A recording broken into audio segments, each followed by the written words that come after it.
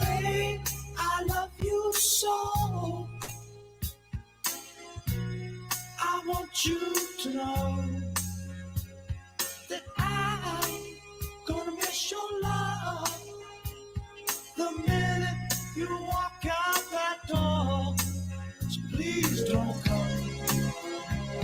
Don't go. Don't go away. Please don't go. Don't go. I'm begging you.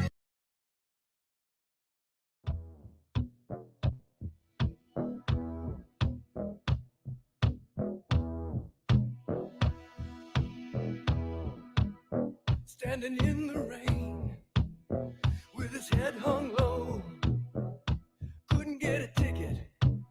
It was a sold-out show. Heard the roar of the crowd. He could picture the scene.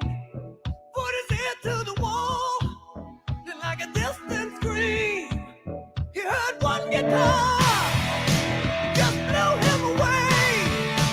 Saw stars in his eyes. And the very next day, bought a beat-up six-string in a second-hand store.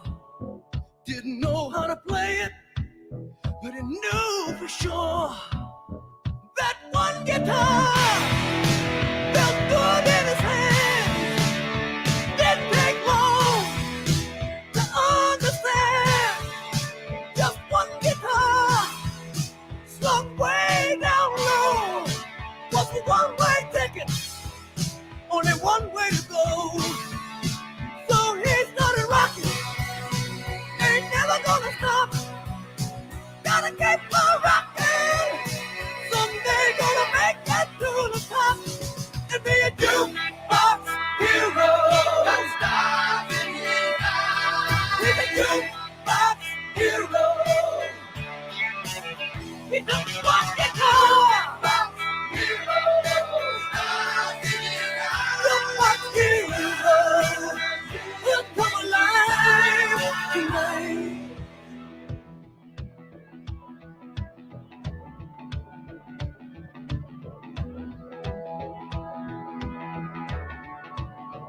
In a town without a name, in a heavy downpour, thought he passed his own shadow by the backstage door, like a trip through the past.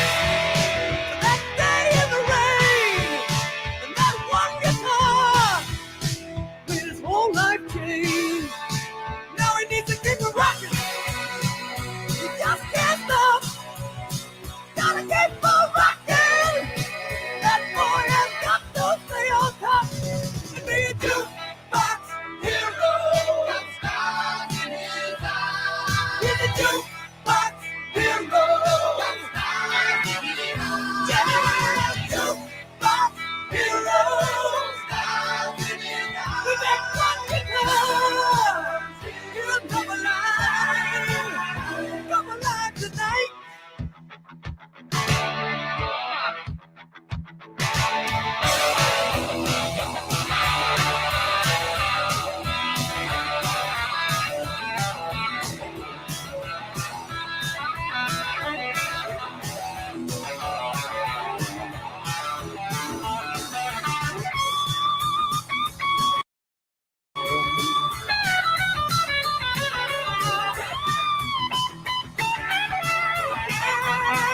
You gotta keep it rocking. You just can't stop. Gotta keep on rocking. That boy has got to stay on top and be a jukebox hero. He's a jukebox hero. Just one guitar to put stars in his eyes. Now he's just a jukebox hero. Jukebox hero. Jukebox hero. He's a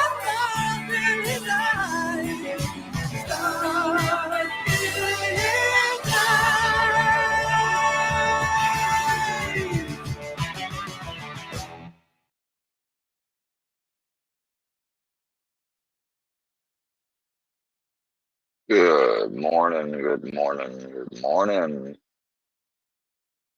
How's everybody doing? Hope everyone's doing well this morning. I'm sorry, I may talk a little bit slowed. I've got my first, so it turns out I had I've got five, yeah, I hate, I hate teeth. I hate the teeth and human condition and my teeth. Um, so I got one extracted and oh my gosh. Since I've woken up, I've had this hurricane stuff I've been putting on it. It's just rubbing it raw. Um, I got spits extracted and sewed up, but I got four more next visit. I'm going under, and I'm gonna get the other four that also need to be done. To go ahead and get it done so I can get that whole top part basically fixed then. So we re like they did an X-ray and saw that and asked, and I said, yeah, I guess might as well do it, get it done. And the cost is enormous, as usual. Fucking insurance doesn't cover it. I've never understood how I qualify for health insurance from the state, but it's not good enough to cover dental unless it's just a regular old tooth pulling or something. That makes no sense. I've never understood how the dental and medical shit it's separated and only so much to be covered. And if it's something like this, it just don't cover nothing at all. I'll try to get some care credit if I can. But yeah, so everything went good on the taper. I'm gonna get ready to try to drop 30% off. Um, I'm gonna be dropping I guess well it's gonna be half of lorazepam that I take in the morning. So tomorrow morning, instead of a half like I took this morning, I'll take uh, a little quarter piece. And what I'll do is I'll cut the one that I usually take whole. I'll cut it in half, and I'll start taking it spread out through the day like once, and then the other half later. And then I'll take it like that for a couple days, and then I'll finally drop that quarter piece, and then I'll be down to just one. Okay, so we have a Scientology clip, and what it does is it's rare footage inside a Sea Org meeting. These are the type of meetings I was in along with my ex. Now, I'll break down some of the lingo first. I'm gonna let it play, just to let it play without interruption. And because my mouth is hurting, like I said, so I'm gonna give my react, breakdown and stuff, but I'm not gonna be pausing a whole lot. So that's why I got the thing up. So yeah, uh, plus I ain't gonna lie, I'm about to smoke. I saw some interesting lives. Uh, I'm making sure to snipe and go over them by recording because like these aren't the usual ones they expect me to do. and I know for without a doubt, if I were to go live and start what like they'd get pulled, and I don't mean temporarily they'd pull because they probably don't think at all that I'd ever come across this channel and watch anything from it. But man, they were mistaken. And even if they figure out what I'm talking about, I've already done it. So Like, yeah, we now totally know what we have to do. And it was a total rehab for them. And gave them actually tools. It was very real because these are the ones that did it. So, somebody would stand up and say something that was just like whatever. And one of the OT ambassadors would go, yeah, that's exactly right. And you have to confront it and handle it. And it was like, okay, I get it. There's no way around like doing the work. That was very successful. And then there was the dissemination seminar. Mr. Story, who's the Ideal Org Programs Director, CMO Int, had over 200 attendees. She took them through the Ideal Org systems, the Div 6 information displays, everything that the org has now being ideal, and the Div 6 space obviously very much concentrated on. And then Jeff Pomeranz in an FSM rally. That is the original T-shirt that he wore at the. And that is actually, and he said this, why the volunteer minister T-shirt has black letters on yellow. And he says, no matter what anybody said, when he was being interviewed by the press, it didn't matter what anybody said. Everybody was seeing the T-shirt that says Scientology works. So even on the news, TV, everything, it was like Scientology works, and that message got out from him. He was very proud of that shirt. So it was awesome. And at the end of the night, Michael Duff did a concert, and he performed "We Stand Tall," and everybody obviously sang with him.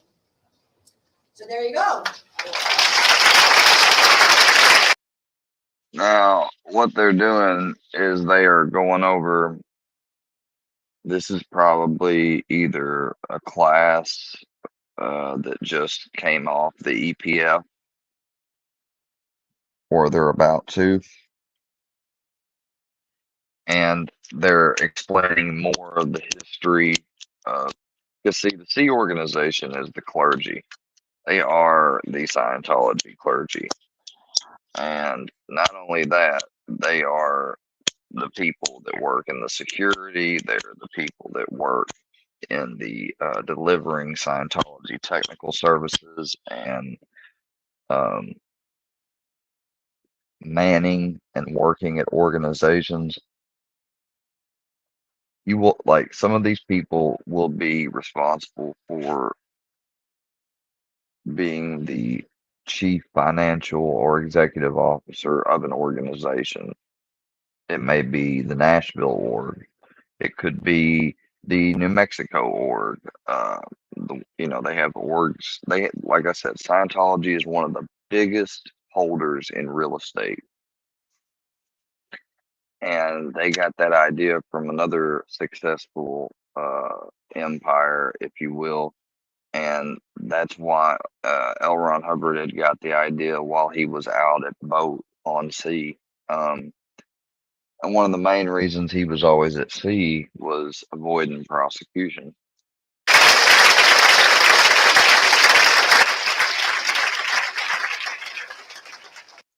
And see if you can see this little star, it's a 5-point star with a leaf insignia sign. That is the sign of the Sea Org. Now, the other thing I brought to show you is there's a brochure about Portland. This gets put out with every idea org. They all get a brochure. It actually shows the inside of the building. It's very nice. The public are able to pick it up. It's all over the org after the opening. But the other thing was done for Portland specifically. You can see it a lot better there. But yeah, that is the logo and insignia of the Sea Organization, which again is a fraternal religious organization. Very special is a brochure called "Winning: The Legacy of the Portland Religious Freedom Crusade," and in it has it says throughout mankind's history, every great movement has been attacked. Time and again, those who would free man were opposed by those who strived to enslave him. For Scientology, our most trying days came in the early 1980s, and we met our test of fire in Portland, Oregon, in the spring of 1985. And it gives actually the summary of the whole thing with photos and a reenactment of what occurred. And then it has the whole winning LRHED here as well, with LRH's photo. And they're talking about how they had some of their most challenges in the 80s, which is true because between the 80s and up until the early 90s, they were facing a huge tax bill because they were not yet established as a 501c3. And Hubbard died in the mid 80s, and too much. This is what every Scientology person needs to know is that they found in, like, number one, L. Ron Hubbard was using drugs. He was under the care of a physician who injected him with Thorazine, which is a psychiatric drug, which is just mind blowing when you consider the the war that he started back then on psychiatry that they still wage today and all of it. He had barbiturates in his system. Um, so that was on his autopsy, and not only so, then when David Miscavige took up, and he got the people like Randy and the others that have came out with Leah Remini and been in the docu-series trying to expose all this stuff. Marty Rathburn said at point blank that they basically performed the biggest domestic espionage operation in the U.S. when they got the tax exempt status from the IRS by infiltrating and having people that were in the church go to work for the IRS and steal documents and steal personal classified stuff and other things about the department and on executives. Okay. And then in the back, the And they basically strong armed the IRS and they given them tax exempt status. Battle of Portland song. So everybody got a copy of it. Isn't that cool? So that was done obviously because Portland's very special work. Now, the Portland Crusade was our first victory as the IS. Did you know that? Yeah. It was our first foothold. We have many, many more victories that we have to win. She's talking about that this was a victory, and then we got many more. I mean, like I said, that they train and act within this organization and keep. It's not just they try to make it act like they do it for tradition's sake, but no, they function actually as a paramilitary type organization. And we have to move those victories forward and get them won so we actually move toward a cleared planet. We don't really have a choice on that. And we're going to keep doing these battles. Like the Battle of Portland was pretty overt. The battles we're fighting now are maybe not quite so overt, but they're definitely battles nevertheless. Like the battle to get people off drugs, to get them educated, to not get them in a position where they're not able to get up the bridge, which is the battle we're fighting, and that's what the IS is all about. So we're entering the summer IS period that ends on 20. And talking about going up the bridge, which that is the progress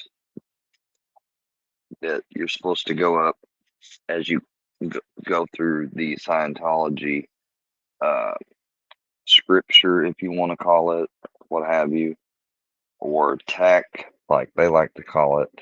Um, and as I say, more and more people that have went all the way up and went as far as completing OT fucking 8 routinely have things come out from what do they call it, higher up or exec level, whatever, and they're basically bulletins like this course, blah blah blah blah. We found some notes in a vault in the compound down in New Mexico or over in Europe and England, and so we've had to redo some of the work in it, and it's going to be coming out with a new and basically everybody has to retake the course over, and that happens routinely. Still happens. I think it's a never-ending thing because it basically that no one ever completes the quote bridge. You understand? That's part of the scam. June. And what we are funding is of Like you had instances where they came out with the golden age of tech, and everything that was in the golden age of tech was 10 times more in depth than the regular tech. So right there, now everyone's got to go back over the basics again. I mean, just crazy shit like that. major strategic importance, which you're going to hear more about tonight. PAC's portion of what we need to raise is $3.5 million. And this is after people have spent thousands, because unless you join this organization right here, these are the only people that get the training completely pro bono, because they practice to hand out the training and to give the training to people that they take money from for it. And that's the whole part of the machine. It breaks down as follows, and these quotas are to be met. AOLA 850,000, Asher Day 700,000, Asher Web 500,000, and CC International 1.2. They're talking about stats of how much money each org made on this event or whatever, because they're constantly, trying to get them hyped up on those stats and all that shit. 5 million. So now to give you the inside briefing, please welcome the Grantoff ISA.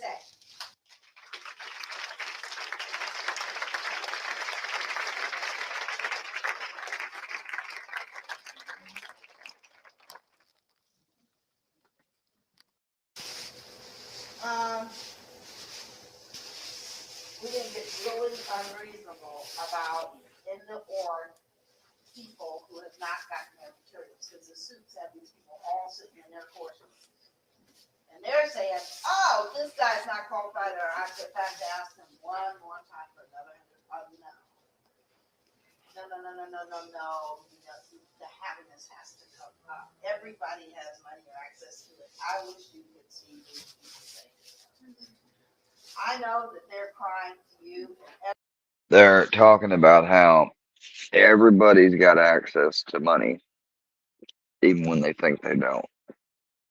This is one of the major things they sell off and hammer into every Sea Org person, especially these people, because I can tell by these people's uniforms, especially the way this woman and what these women and guys are wearing.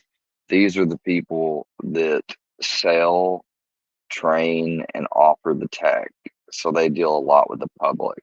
So what they're doing is they're having a little get together where they're telling them, they show people how to, they'll show their Sea Org people how to, talk a person into giving them certain details and be able to show them a credit card they can get and pull it up right in front of them and say, well, see, you can get this and then you can get this tech that'll help you and your kid. I mean, it's predatory the way they teach, trying to get people to take things. And so just listen to it. Every new reg falls for the act. I remember when I was at, Which he's talking about a reg. That's a new registrar, a new person signed up. as a new reg, I was regging someone for power, and the lady said, I just don't have it. I said, well, I'll give it to you. They just cried for it, and I gave my hard-earned money to them. Oh. Right. Because I didn't know that people say they don't have money when they do.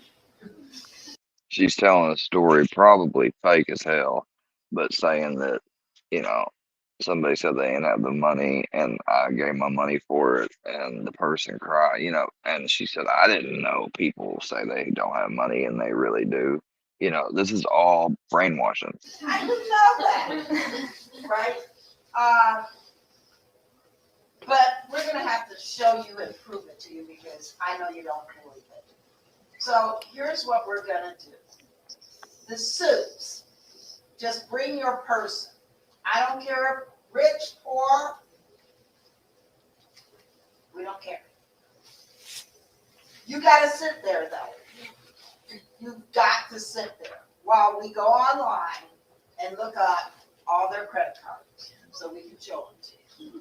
So See? you can see. You got to keep them sitting there, basically.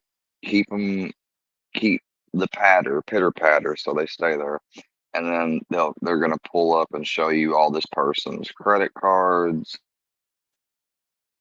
Just listen to this shit. That your people definitely have money. They just don't consider they do. But when they It's not money when you're talking about credit cards and stuff.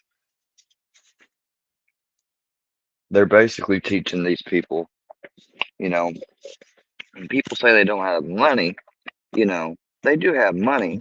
They're just lying to you. They're just telling them, well, they may not have actual liquid money, but they have ways of borrowing and getting funds, which just puts them in debt for this so-called life-saving tech. But for some reason, even though our organization is this rich in the current day and age, we can't ever give away any of it for free or hold a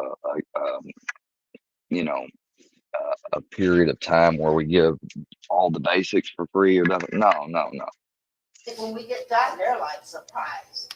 Sometimes they don't have it. Like we have Josh, he had what's his name? And we went through all his credit cards, just go online. And he really didn't have them. I did his OTA and he doesn't care. See, she's talking about a case where they tried looking through somebody's stuff and looked and looked and looked, and well, he really didn't have any money. Yeah, some people are maxed out. He had 3,700. Excuse me. I don't want to say he didn't have any, which I consider that not much money. And maybe you consider it a lot. So we're going to handle that. Oh, the other thing is that you guys have to do is the call center is not the org. When you're in the call center,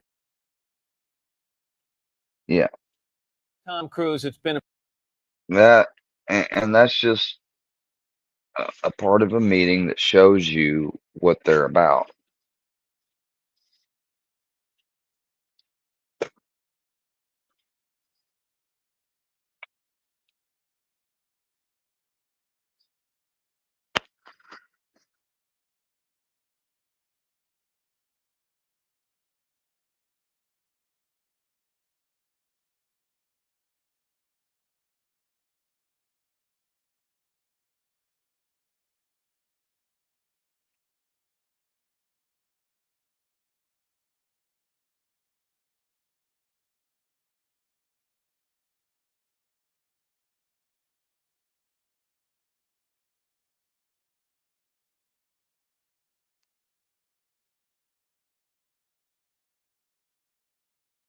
This is something that happens. Yeah. Sea Org. How's expansion going? How's superpower going? The orgs are dying. It's not just they're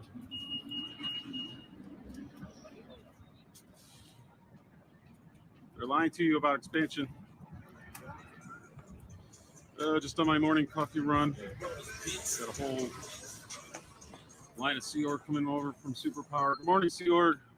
You guys should do some reading. This guy like 12.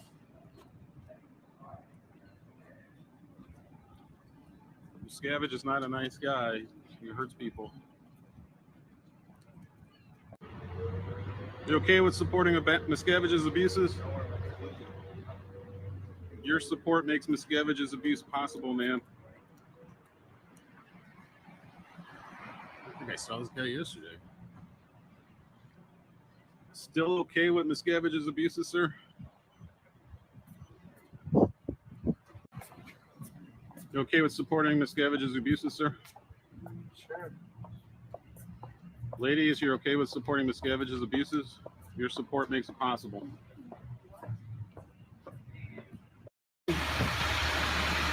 Even the celebs are leaving. Even Miscavige's father writing a book about how his son paid PIs to follow him $10,000 a week to follow David Miscavige's father. What do you guys make?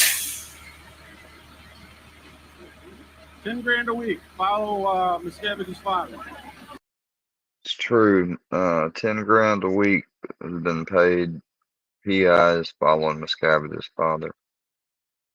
This is one of the. One question that comes He used to be in Sea Org as a kid. up a lot is, what exactly do Sea Org members do all day? You hear about people putting in 120 hours a week, working 7 days a week, 52 weeks a year, no days off, no holidays, etc. What in the world could possibly keep people that busy for that amount of time? It's kind of a big What they do, they keep us busy all the time. answer that I'm going to try to give very quickly, so let's give it a shot.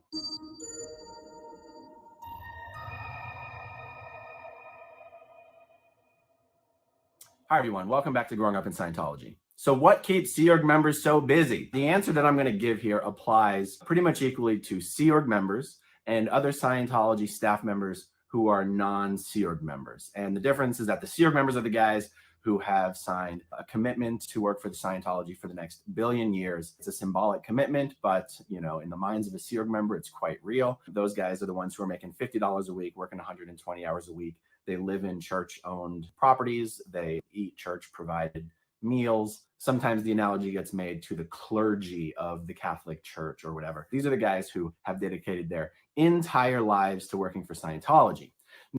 And that's what I was in, with my wife. And I don't know exactly what she explained in the interview with Fusions, but I'll reiterate my story that I told last year yet again. We weren't making any fucking money and didn't have any jobs currently, and the economy sucked where we lived at the time. So I still had this guy. His name was Aaron, and he had approached me in Nashville because my friend Darius's dad did stuff at the Nashville org, and this is where I met these guys. And these guys were basically Sea Org members that were kind of pretty high up. Aaron had a wife. Stephen was, I think, the superior, the higher rank, or he had a wife. And Aaron did too. Both of them had wives. Both of them were young, but pretty. They weren't in the EPF or nothing. They had their own rooms and stuff, and they had a specific job or specialization that they did. And one of the things they did was recruitment, and they had tried talking with me about it when I was like 18 or almost 18 in Nashville, and I had said no. I still had his number though, and I kept it just in case, if that's something that I did want to get interested in. So I had explained it to Kayla, and I told her all that I knew about it, and I asked her if she'd be interested in checking it out. And because of the flexibility and spiritual beliefs and stuff we were having at the time, she was fine with it, just as I was.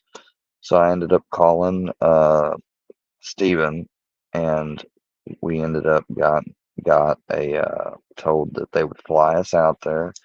I had to come back once and go back. I had to fly back and then go back because I had a court thing at the time. So I did have to do that, and I left my car. It was in a parking facility in St. Louis. Well, while I was back, and initially when I had finally decided, I was fed up with the stuff that they were doing there, and I wasn't going for it, I had decided to leave, and I tried talking to Kayla about it. And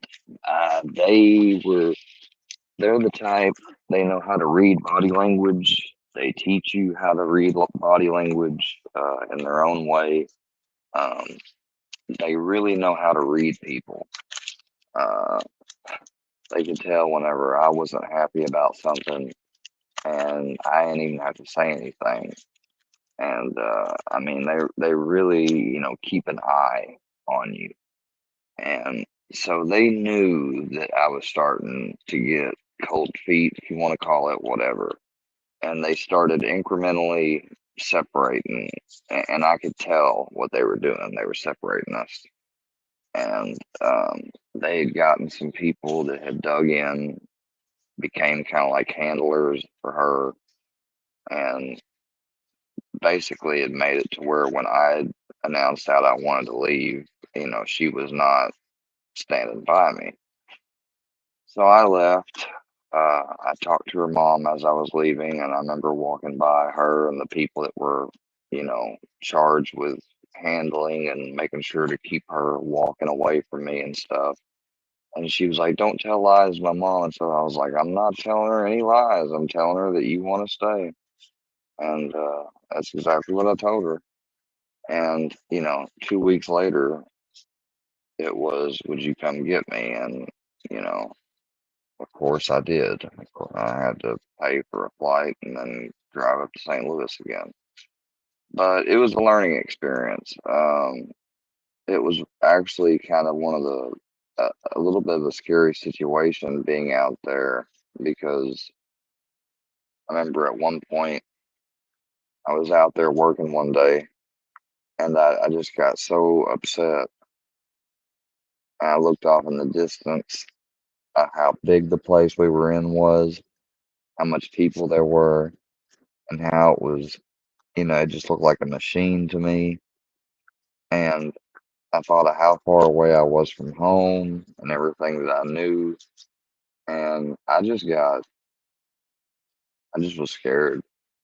I was like, what did I jump into? It seemed like everything was good. They rolled out the red carpet when we first got there. Kayla had a birthday that just happened to be the next day after we flew in. So they had gotten her a red velvet cake and everything else. And they were the ones that basically talked us into marriage, because they knew that I wasn't going to go through the thing if we didn't have our own room. And the only way you have your own room is if you're a married couple. So we got married, and that's basically all that happened. So I think he's going to explain what they do all day from his perspective. Let's hear it. Now, non-Sea Org staff are people who essentially work for Scientology as a day job or as their night job. They live in the real world. Yeah, they have their own place to live and stuff, and they considerably have a lot more freedom. But at the same time, they're paying for their courses, or they get them discounted. That's right. That's why they work it as a part-time day job or night job. World. They pay their own rent. They have cars. They can be on the internet. They can date or marry non-Scientologists if they want. They have. That's another thing. The internet, the Sea Org compounds and everything has a heavy filter. Nothing that you can see that's like anti or talks or explains the truth or anything that's conflicting with Scientology. The phones are monitored, everything. It's almost like a George Orwell 1984 novel. Have lives. They also work for basically peanuts, but I'm just differentiating between Sea Org staff and non-Sea Org staff, and how the answer I'm going to give pretty much applies to both. So to understand how a Church of Scientology is organized and how it operates, you kind of have to think of it as an extremely bloated and inefficient corporation. A regular corporation, sort of by necessity, evolves various efficiencies because of economic factors. But the Church of Scientology operates completely the opposite of all that, because they have almost no overhead. Their operating costs are about as close to zero as an organization can get, because they pay their staff essentially nothing, plus they're tax exempt, so they're not paying income tax or property tax. And this allows for massive inefficiency. So I'm mentioning that because I'm going to answer this question by describing the various functions that need to be performed within every Church of Scientology.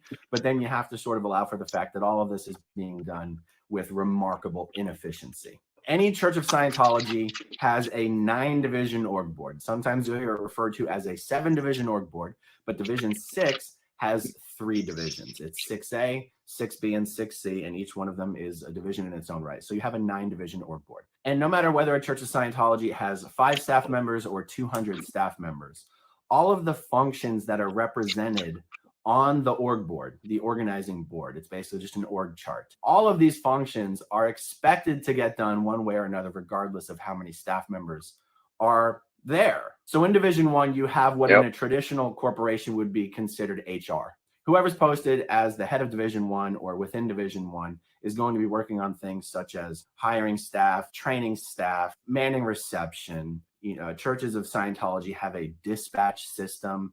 It's basically a system of writing memos to each other and reports to each other and on each other. And somebody has the function of running these reports all around the organization. So that When he says on each other, yeah, you heard him right.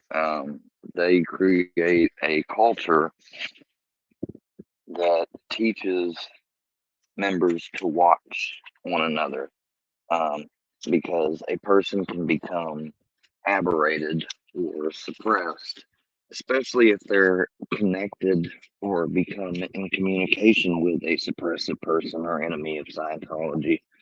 So yeah, people are regularly encouraged, if they see anything or notice anything weird, to write up a memo or report to someone about it, about somebody. function is contained within Division 1. And within Division 1 is also where you have the ethics officer function. And the ethics office, that's another extension of this shit. It is a bitch. The ethics office is basically the place where you go to get regularly punished. Who's kind of been watching Scientology has heard of the famous ethics officer or getting ethics interviews. The people who do those interviews, they ask, are you in ethics or out ethics? If someone's out ethics, then, they're not doing good. If they're in ethics, then they're doing everything that's expected of them. And wear that hat or perform that role of ethics officer are also located within Division 1.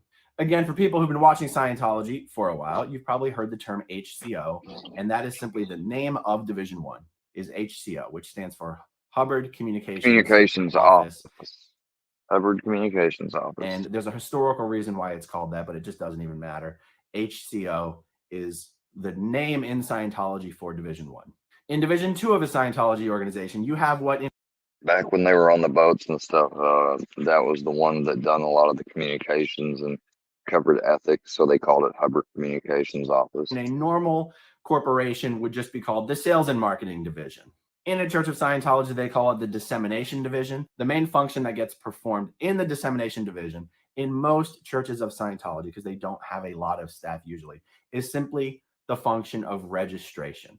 And registration is Scientology's word for sales. Even down just to the level of nomenclature where, like, say, a car sales lot or something, you might say, oh, the guy is in a sales interview. In a Church of Scientology, you would say he's in a reg interview, which is short for a registrar interview or a registration. Like I told y'all about a while ago. Interview. So again, Dissemination Division, Division 2, you have registration as the primary function. We'll come on back to Scientology in a little bit. Y'all know I like to switch stuff. I want to see these key moments. Jamel. Yes. You see him in the courtroom today? Yes. Would you point him out for us? This young man right here? Yes. You know him by another name? Melly. The one and only witness for YNW Melly's defense takes the stand. We're looking at the top moments from his testimony. Thanks for joining us here on Law and Crime. I'm Anjanette Levy. Adrian Davis was the only witness called to testify for Jamel Demons, who's also known as YNW Melly. He knows everyone involved in this case, including the victims, Christopher Thomas Jr. and Anthony Williams, who were known as Juvie and Sack Chaser.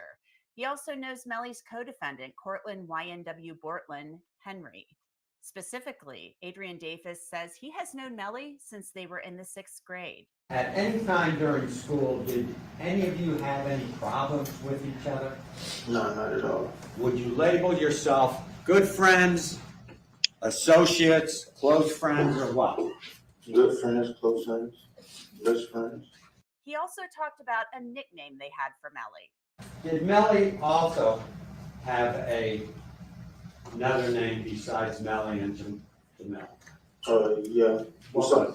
We only call them that, those crazy legs. Crazy Legs. Yeah. And why was he called Crazy Legs? Because he liked to dance. And that's why he got that nickname. Yeah. Was Melly a big kid, normal sized kid when you guys were in school? He's small. Did there come a time that Melly, and when I'm referring to Melly, I'm referring to this young man, Jamel. Yes.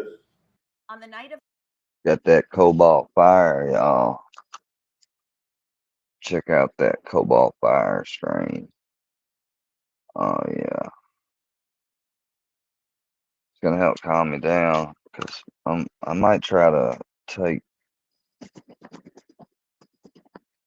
that quarter off that lorazepam today. of October 25th, 2018, Davis was at the recording studio with Melly, Juvie, Sack, and Bortland, and also with the people who got into the red Mitsubishi that night.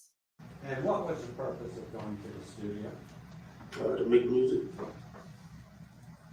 Did anyone fall asleep at the studio? Yes. Who? We all did. That was from the day. Oh shit, guys! They all fell asleep while going to do an activity like make music or stream some shit. Man, they must be drug addicts, y'all. According to Workyverse, Of smoking weed and having a few smoking weed, you know that shit make you sleepy. drinks. Yeah. Fucking assholes. Fair enough. Did any arguments occur between any of you at the studio? Not at all. After 3 a.m. on October 26th, hours later, they all left in separate vehicles. Davis was in the red Mitsubishi with Dontavius Withers and Travion Glass, who had testified earlier. Also in that vehicle, Jacoby Mills. Did you leave the studio earlier than what was scheduled? Yeah, I believe so. So we were all in their sleep. Will you tell the jury who got into the red Mitsubishi? Me, Jacoby, Trayvon, and Tate, Dontravius. Shout out to Law and Crime. Make sure you subscribe and check out Law and Crime for more videos like this. You know who got into the Jeep? Cortland, Jamel, Sack, and Julie. Where were you going? Home.